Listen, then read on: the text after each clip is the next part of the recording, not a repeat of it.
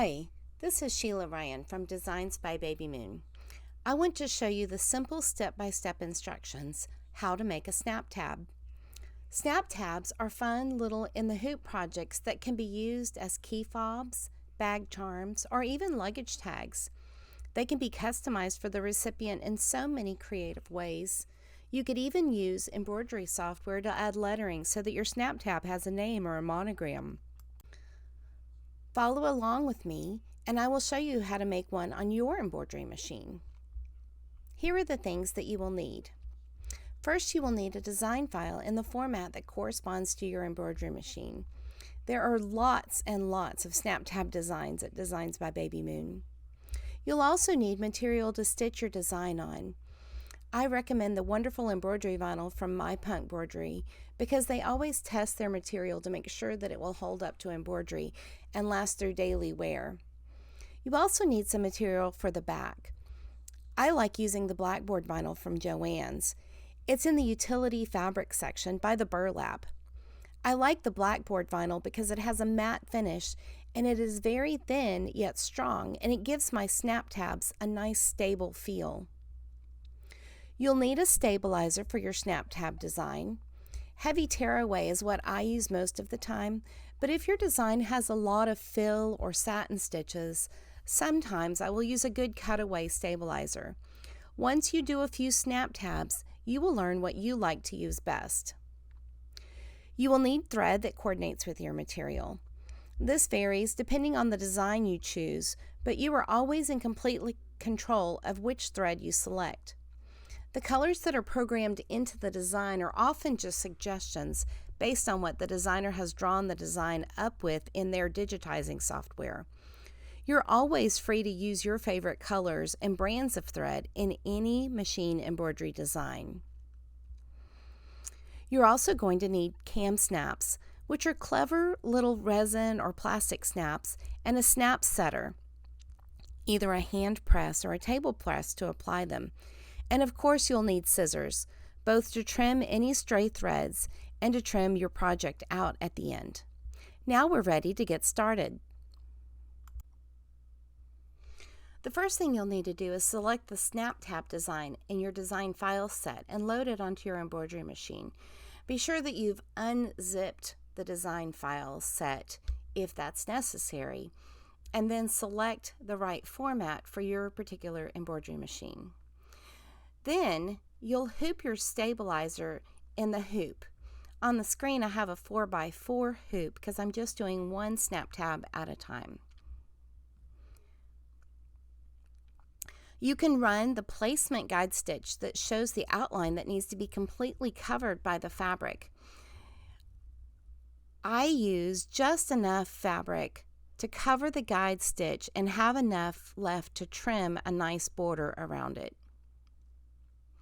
Usually the snap tab will tell you what dimensions the actual design is, so you can cut a piece of vinyl just a little bit bigger than that. Once the placement stitch has been run, you'll need to cover the placement stitches with your embroidery vinyl fabric. You can place it so that the pretty side of the vinyl is facing up and the wrong side of the fabric is next to the stabilizer. And then, using the thread colors that you've selected, you'll run all the design elements of your snap tab. Once you've run all the design elements, you'll need to take your hoop off the machine without unhooping your project and turn it over. On the back of your hoop, you're going to float a little piece of the backing fabric that you've selected, like the blackboard fabric, on the back of your hoop. You can either use some sticky spray like OD 505 or a little bit of tape that will stick to your material and to the stabilizer to secure the backing onto the back of your hoop. Then you'll reload the hoop to your machine and run the final outline. This will secure the front of the snap tab to the back of the snap tab, and it will enclose all of the stitching from the design elements.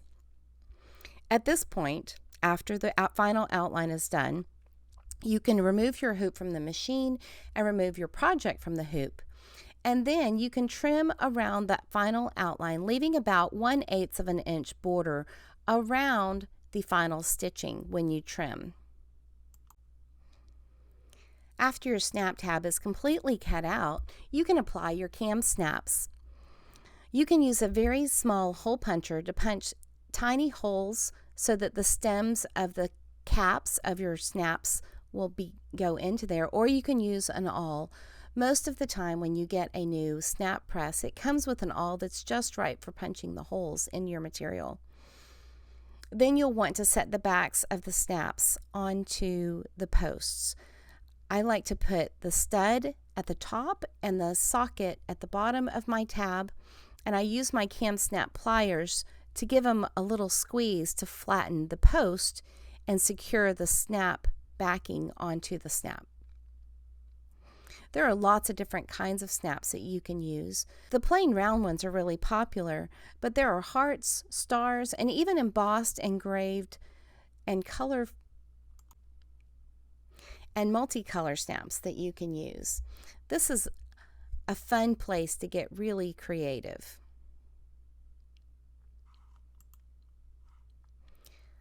The next thing you'll need is to slide your D-ring lobster clasp over the tab and let it rest between the parts of the snap. After your lobster clasp is on, you can snap the snaps together around it to secure the lobster tab in place. And that's it. You're done. You've made a snap tab. Wasn't that fun? Once you've made one, you can make so many more. You can add lots of interesting things to your tiny snap tabs when you use a regular keyring, and you could add faux leather tassels or other charms, or even tie a ribbon around it. There are lots of ways to use snap tabs for whoever you're making them for. Your recipients are going to love these little tags that you create, and I hope you have fun. Please visit me at Designs by Baby Moon and see all of the snap tab designs that I have to share with you. And I'd love to see how your snap tabs come out. And you can visit the Designs by Baby Moon Facebook group to share your stitch outs. Thanks for watching.